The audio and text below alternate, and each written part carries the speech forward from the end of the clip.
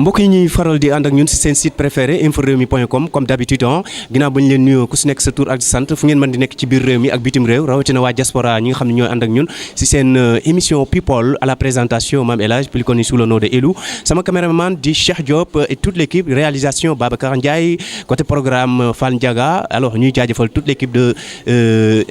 inforewmi.com ci loolu nag tey ñu dalalaat beneen artiste comme ni ñu koy faral di defee si seen biir émission bi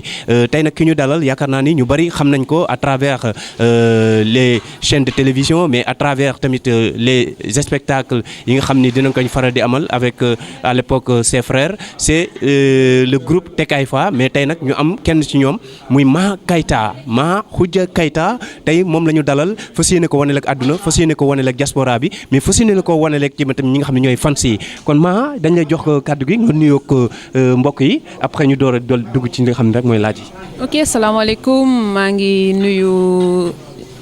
internet yëpp ñëpp ñi nga xamante ne ñi ngi suivre Info Rewmi internet yi nekk Sénégal mais surtout aussi internet yi nga xamante ne ñoo nekk diaspora di bëgg gëstu tout le temps li xew ci réew mi di ci sukkandiku ci waa Info Rewmi. alors gannaaw bañ ko joxee kàddu gi mu nuyoo ak mbokk yi nga xam ne ñoo ñuy seetaan ñoo ñuy suivre ami internet kon nag Ma dañuy dugg ci laaj bu njëkk bi mën nañu bëgg nañu xam réellement kan mooy Ma Keita lan mooy cosaanam ak fan la bàyyi ko. maa ngi tudd Ma Khoudia Keita maa ngi juddu 2 avril 1988 Kaolack sama papa alkaati la woon commissaire de police bon xam naa ñëpp xam nañ ko tamit kenn soxla ñu koy présenter muy commissaire Keita sama yaay tamit Kaolack la juddoo foofu la cosaanoo et tout léegi man na Kaolack dama fa juddu mais dëkkuma fa jotuma fa yàgg daal après dañu ñëw directement dëkk ci Dakar ñëw naa dëkk ci Dakar mais aussi am na yeneen région yoo xamante ne ànd naa fa ak sama papa pour dëkk fa bon en quelque sorte vie boobu laa mëne naa benn vie de nomade daal pendant jusqu'à mes 20 ans après ma ñëw dëkk ci Dakar définitivement loolu c'était il y a 10 ans mais sinon diggante boobu noonu yëpp j'étais avec ma famille à parcourir toutes les régions du Sénégal waaw man noonu laa dundee en quelque sorte jàng naa aussi j'ai fait plusieurs écoles au Sénégal puisque nekkuma ci benn école régulièrement ba sama scolarité jeex puisque je bougeais beaucoup mais jot naa jàng daal ba am samay diplôme BFM bac def naa aussi université 2 ans faculté de lettres département anglais léegi après dama abandonné sama jàng boobu j'avais 20 ans pour def musique pour dugg ci li nga xamante ne mooy musique ma commencé woon ko ak samay frères ñi fondé groupe bi ñu tuddee Tekayfa bu ñëpp xam génneen nañu ñetti album enregistré na ñetti album benn bi 2008 lañ ko génnee ça s'appelle album Diaspora deuxième album bi on l'a sorti 4 ans après en 2012 l'album ça s'appelle Get Free album boobu sax laa mën a wax ne moo ñu gën a révéler sur le plan national parce que Diaspora ça nous a révélé sur le plan international bon troisième album bi daaw lañ ko génne woon c'était en 2017 ça s'appelle Gaskis waaw. Tout à fait. Alors d'après ce parcours riche en couleurs et en musique ci loolu est-ce que on vous comprend hein, parce que ton père était un homme de tenue et c'est normal avec les affectations par-ci par-là moo taxoon ngeen nekk ñoo xam ne nekk loon woon sur place mais après tout cela est-ce que mën nañu xam Ma et ses frères lan moo leen inspiré ba ñu def musique da ngeen ko donn wala. Bon bu may commencer par le commencement Jacques moo njëkk a commencer def na musique bon ay fecc dafa doon fecc ay Michael Jackson après mu intégré ay groupe de rap yu nekk ci région yi ay groupe de rap local daal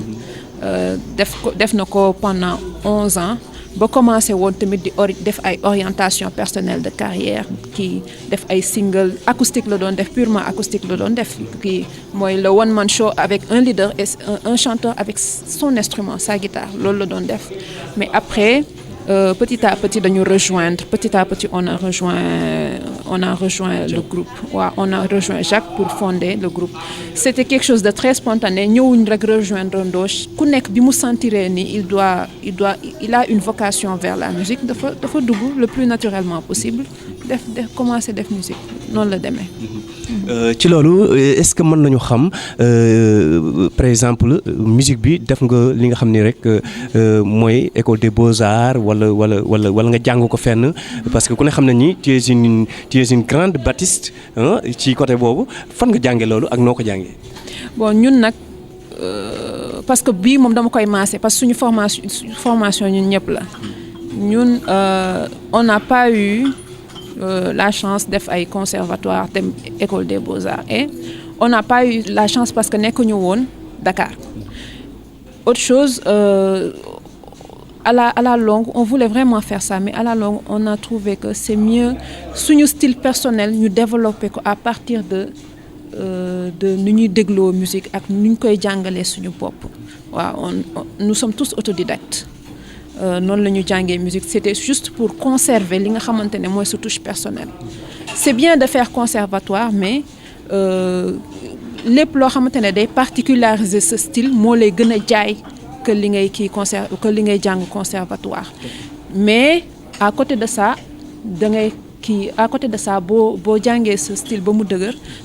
ça ne t'empêche pas après nga documenté wu s'il y a des stages parce que Marc Cheikh dañ ko doon def ay stages yu théorie musicale dañ koy def pour mën am au moins notion théorique musique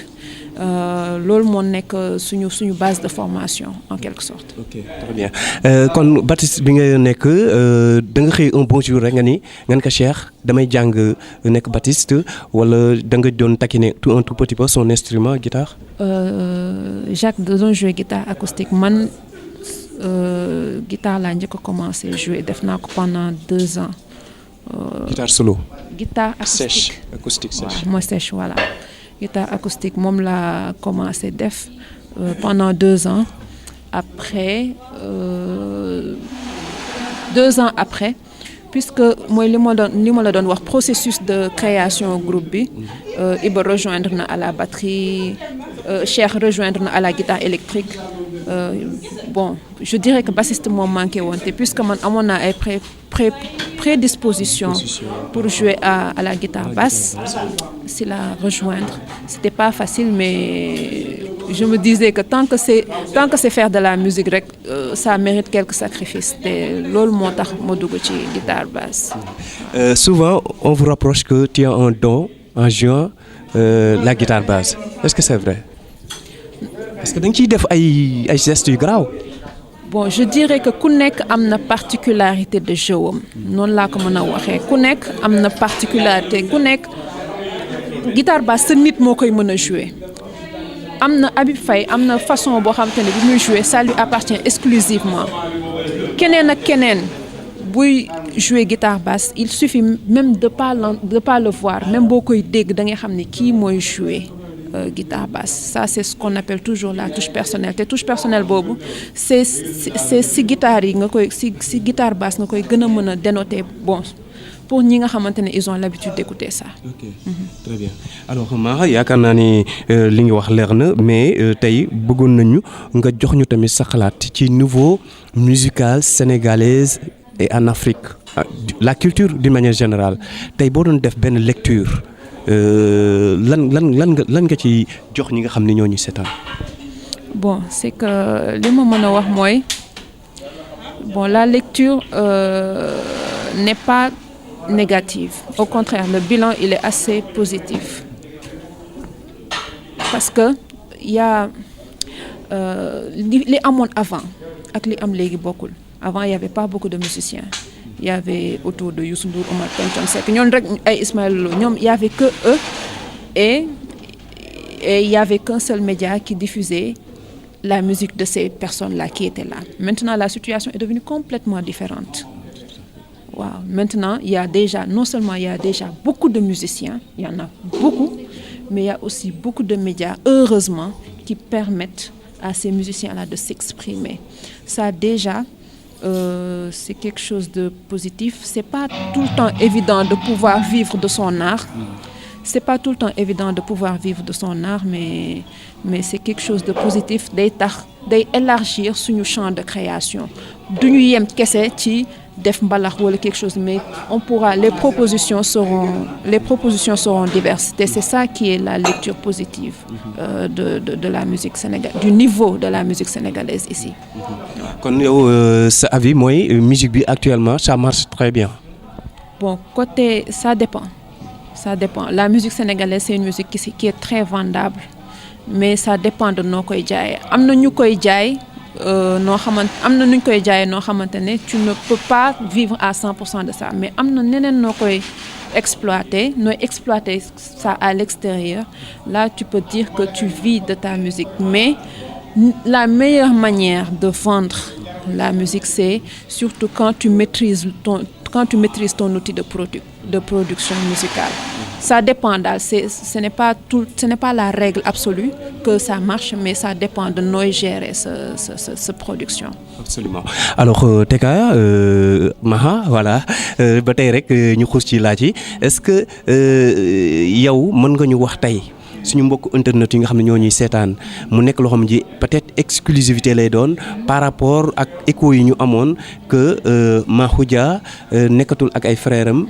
elle a complètement quitté le groupe pour mener peut-être sa propre carrière. Loolu la ngeen ci mën a jox comme révélation si suñu ami internet yi ñuy déglu ak fan. Bon, information bi may confirmer mooy effectivement depuis 1 an je ne suis plus membre du groupe Takeifa. Maintenant man li may def actuellement dans un court terme c'est que maa ngi liggéey ak yeneen artistes, des artistes qui sont sur place principalement ki nga xamante ne moom mooy Carlou D moom laay gën a liggéeyal. Mais am na yeneen artistes yoo xamante ne dinaa collaborer ak ñoom waaw noonu bon ça c'est en attendant que may mën a peut-être orienté aussi benn carrière solo, mais xam naa ne ce ne sera pas pour tout de suite parce que lu may togg la nar a doon waaw. Très bien mais ci loolu aussi est-ce que mën nañu xam Tekaay Mahoudia day jouer rek instrument wala da ci boole di woyaale. Bon man bassiste sama formation bassiste vocal la, mais il y a des moments yoo xamante ne que tu te concentres exclusivement sur ton instrument, mais je peux dire que je suis bassiste pour l'instant, mais pas encore bassiste vocal. Comme ni nga ko waxee booy jouer ak yenn artistes yi bu ñu la sollicité comme Carlou boo ñëwee da ngay jouer rek instrument bi sans faire de chœur. Non, sans chœur. Ça dépend de leur demande tamit. S'ils en ont besoin, bon, ça ne me pose pas de problème, mais s'ils en ont pas besoin, jaru ko quoi. Tu peux gérer les deux à la fois en même temps. Sama formation bassiste vocal la. waaw c'est quoi pour ñi nga xam ne ñoo xamul. waaw voilà kon loolu yaakaar naa ni leer na ci boppu askan wi mais les Jack tes frères là est-ce que souvent di ngeen déggante léeg-léeg ngeen ñu am benn affaire wala. Bon wax naa pour affaire sama départ groupe bëgguma ci wax parce que c'est quelque chose de très personnel et de très familial duma ci mën a wax. Mais avant tout vous êtes des frères et sœurs. Duma ci mën a wax désolé. Waaw vraiment duma ci mën a wax. On est frères et sœurs certes, mais je ne peux pas. Mais c'est justement parce qu'on est frères et sœurs que je ne peux pas en parler. Mais ça va de bon train. Yéen a ngi déggante yéen a ngi am relation nice. Duma ci wax je suis désolée. Waaw je ne répondrai pas à la question. Mais ma déglu ma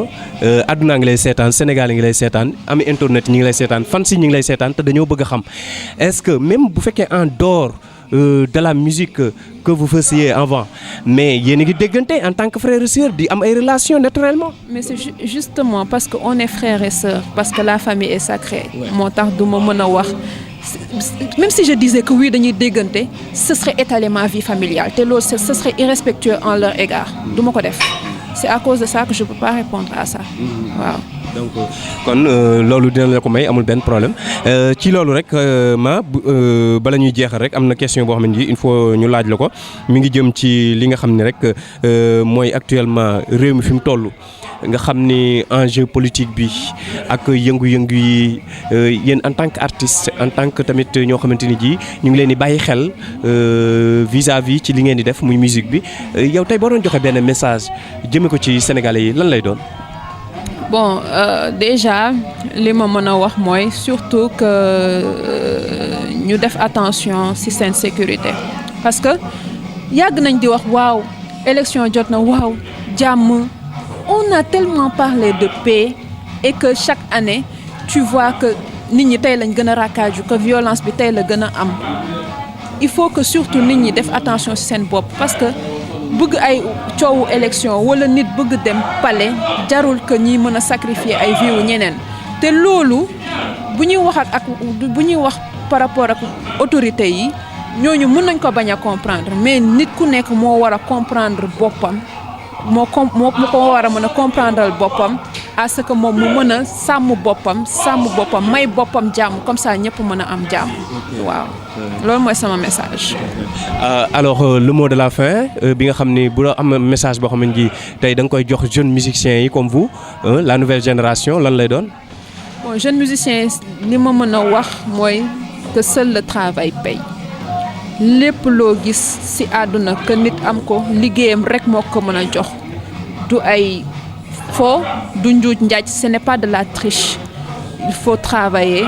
saa yoo liggéeyee tu vois les fruits de ton travail même bu fekkee dans 20 ans la même bu fekkee dans 30 ans la sa liggéey dina feeñ fenn par force waaw loolu mooy conseil bi nga xamante ne moom lañ mën a jox jeunes yi liggéey rek. nañu bañ a pressé. waaw liggéey rek bañ a yàkkamti parce que yàkkamti sax moo lee mën a dugal ci triche boobu noonu may wax ci yenn njuumte yi waaw liggéey rek moom moo am solo waaw. Parole de Makhoudia Keita ex-membre du groupe Tekayfa alors tey moom lañ leen andiloon mbokk yi nga xam ne ñoo ñuy seetaan ci seen site préféré inforewmi.com ñu koy remercier bu baax a baax ci li nga xam ne rek mooy interview bi mu accordé seen site préféré inforewmi.com ci kàddu gi yéen ngi àndoon ak Mame El Hadj ñu gën ko xam ci Elou ci caméra bi ñu ngi ci ànd ak Cheikh Diop réalisation Babacar Ndiaye Soda programmeur Fall Ndiaga di jaajëfal toute l'équipe de inforewmi.com di leen jox rendez-vous ci beneen numéro à plus.